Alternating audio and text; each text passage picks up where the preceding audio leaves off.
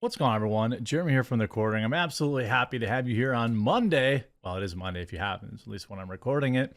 I hope you're having a wonderful, wonderful day. The disaster that is the Velma series continues to, the dumpster fire really just continues to smolder, and it's getting a life of its own. And I'm just here for it. I'm just so happy that this is happening because, well, we knew the show was going to be hot garbage, but we didn't know that it would be so hot garbage that even the left would turn against it. And now they've had these bizarre conspiracy theories that really Velma is a psyop created by the right wing to make the left wing look. They are coping in such an unimaginable way that I'm just so happy to be able to share it with you. And if you haven't yet, please do click that subscribe button down below. Pushing hard for 2 million subscribers this year. Can't do it if each and every one of you who are watching isn't subscribed. So I sincerely hope I'll earn your subscription today. Also, last quick reminder, last chance to get the peppermint hot cocoa is today over on coffeebrandcoffee.com. We also have other seasonal Christmas coffee flavors that are going by the wayside. So if you want to pick them up, they're on sale. We've got the white chocolate cranberry. We've got obviously the eggnog, maple pecan, the blueberry cobbler. Make sure you grab those today. Now, Velma currently has a 7% audience score on Rotten Tomatoes, and fans are not happy. The spin-off series dropped on the streaming platform earlier this week with the likes of Mindy Kaling as Velma, Constant Wu voicing Daphne, Sam Richardson doing the same for Shaggy. Wait, Shaggy? I thought his name was Norbert. Anyway, according to its creators, Velma serves as an origin story for Mystery Inc. with a heavy focus on Velma Dinkley. In the 10-part series, Velma tries to solve a mystery regarding her missing mom while also investigating numerous other crimes along the way. Blah, blah, blah, blah, blah. After watching the first 2 episodes, many viewers have taken to Twitter to voice their opinion. One person said, "Can we stop letting people that don't respect the original media get a hold of it and ruin it?" This is what happens now. So they've been doing this to like masculine heroes forever, for years and years. Now what's happening is the left's heroes are getting sacrileged by the left. A second at it, it feels like Velma's writing room had one funny person in it, surrounded by a bunch of AI script generators that were fed exclusively bad video essays and Riverdale scripts. The occasional slightly funny line drowned out by a sea of awful sludge. A third simply said, "The Velma show looks so awful," but that's just not even it. The internet now, it's gotten so bad that the internet has turned against Mindy Kaling over a bad Me Too joke in Velma. God, I just love this so much. Don't you all love this so much? This might be like the wokest backfire of a like a reboot yet. I mean, She-Hulk was pretty bad. I think we all can admit that. But Velma is like universally hated.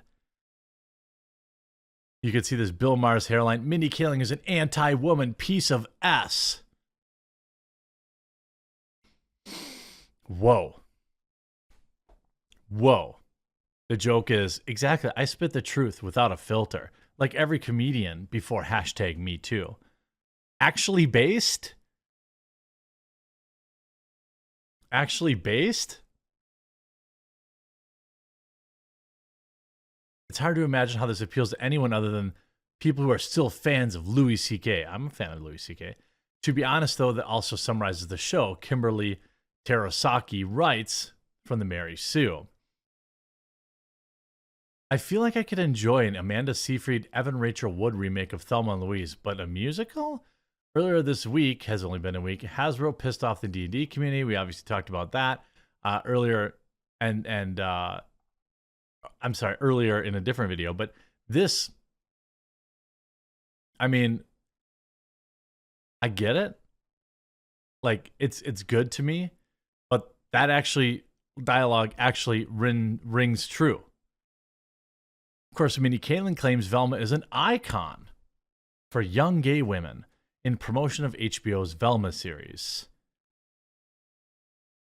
At a press session, New York Comic Con via Popverse, Kaling first explained the show is supposed to be scary and is aimed at adults. This is a scary show, she said. I think we've been inspired with a lot more scary teen shows as of late, which is why the show is for adults. She also indicated that the show is inspired by Spider-Man Into the Spider-Verse, especially when it came to modernizing and race swapping. She stated, "Why not make the character Indian?" Well, yeah, because you're Indian, right? Like, the modern self-insert is already cringe and pathetic, but like literally nobody doesn't see that that's what this is, right? She also indicated the show is inspired. Okay, so why don't we try that? Why not make the character Indian? We've been so inspired by Into the Spider-Verse, seeing these other characters that can embody the spirit of these iconic franchises. Why don't we try that? We love Scooby-Doo so much, we're going to honor it. The last thing anybody wants for their beloved franchise is for a modern leftist to honor it or for it to be reimagined. There's nothing worse than that. She continued, there's a lot of representation of Indian American girls in the 60s, 70s, 80s, and 90s in animation. And so there is not, sorry. And so I loved about the character, she's the closest to what I can see. Smart A student, thick glasses that are always falling off, and skeptical. You mean you view yourself as a genius, underappreciated, and so you self-inserted. I mean, could it be more cringy? Velma showrunner Charlie Grandy confirmed the show was also aimed at adults, revealing at New York Comic Con, we always wanted to do as an adult animation, and for me, I loved Scooby-Doo as a kid, but it also scared me. I was scared very easily. I don't remember Scooby-Doo being scary. It was always a goof. Like the characters weren't even genuinely scared, it didn't seem like. Kaling further testified on the choice to make it animated for adults. We've loved what people have done with their own versions of it. We felt it was a really interesting and fun way to make a different choice. So he's totally on a live stream eating shrimp chips. He's just like us. And like, of course, you get Velma and Daphne are lesbians. Yay, of course. Otherwise, it would be homophobic. But now, the coup de grace, the best of the best, this via Paul Tassi, of all people. Velma is so bad, it spawned PSYOP conspiracy theories. Yesterday, HBO Max bragged that Velma, the new Scooby-Doo cartoon, was its most viewed animated premiere. I'm not sure precisely what that says, given that the only other Max original animated series you can even think of is Harley Quinn, plus a bunch of really other old series from WB Discovery. But people are certainly talking about Velma. This much is true, just not so very positively. Velma currently has the lowest audience score I've seen for an HBO or HBO Max production, a 7%. To get that low requires not just review brigading, but your show also likely has to be genuinely bad. And it is. Velma is very, very bad. Velma is so bad, in fact, it's spawning conspiracy theories that creator Mindy Kaling made what is essentially a parody of what the right wing thinks left-wing comedy is. As in, a show that is not just recast most roles with new races, but also features loads and loads of white guys, am I right jokes. I mean, it does, though. The idea that Kaling is secretly a conservative force in media trying to make the left look bad by making cringy cartoons full of the rich white guy has a small dong jokes, that the right can point at everything wrong with race recasted social justice influence media. I mean, that, I've heard copes before, even I've coped, but this is a cope. Like this tweet, the showrunner of Velma, Mindy Kaling, is both a transphobe and said you couldn't make The Office stay because cancel culture. She's a fellow reactionary. She deliberately made Velma suck so the culture war YouTubers could make millions of videos about it and boost its SEO. What? I don't want to go down the big rabbit hole about Mindy Kaling's personal beliefs and influences here, and yet if it wasn't the intent of the show, it sure feels like it in practice.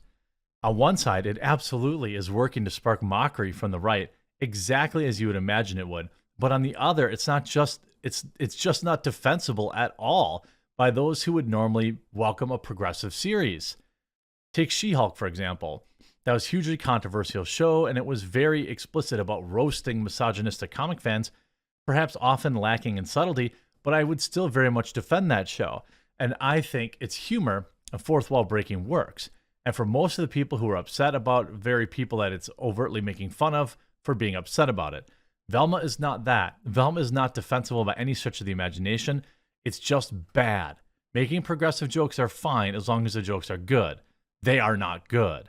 I heard the show described somewhere as a series written by TV writers who's only ever talked to other TV writers. And that's a pretty good summary. And the idea here that it's so bad at landing its jabs at right-wingers that it almost feels like self-sabotage. I mean, if I've ever heard of a cope, if you've ever seen a cope before, this is the biggest cope in history. I hope you enjoyed this video.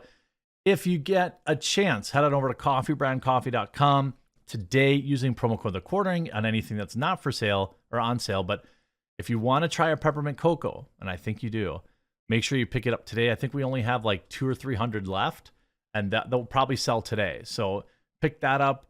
Otherwise, we also have a couple of Christmas blend coffees on sale right now. The white chocolate cranberry, the eggnog. These are just a few left in stock of these. Of course, our regular flavors of coffee, tea, and cocoa are here for you as well. I hope you enjoyed this video. We'll talk to you again real soon.